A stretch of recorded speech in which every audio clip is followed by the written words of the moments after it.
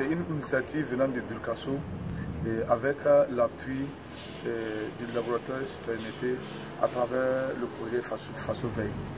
Donc dans ce cadre, un guide a été élaboré pour que les acteurs puissent s'approprier ce guide, et nous avons trouvé qu'il était utile que nous puissions le réunir pendant ces 5 jours. Ce guide est un référentiel, c'est un outil qui va nous permettre de collecter des informations sur les politiques en matière de santé.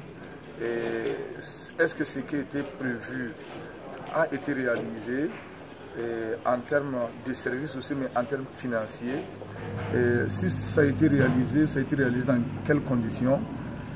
Quels sont les points forts? Quelles sont les insuffisances?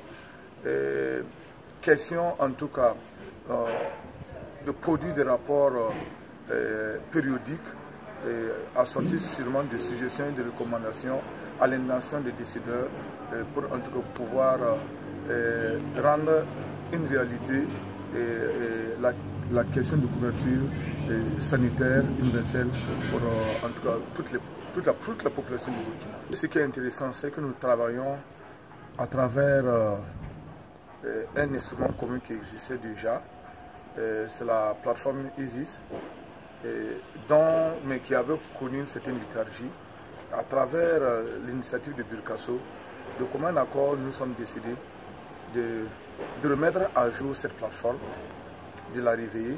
Donc la plupart, pour dire que l'ensemble des participantes et participants de ce matin sont issus de cette plateforme, notamment réunissant des structures de la société civile.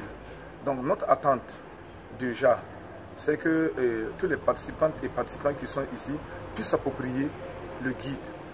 Si le guide est bien approprié pendant ces 5 jours, ce que nous attendons d'eux, c'est d'appliquer les compétences reçues sur le terrain, parce que c'est tous ceux qui sont là, qui vont à la fin de cette formation, qui vont appliquer le guide. Et ce sera les agents de collecte de donner des informations sur les politiques.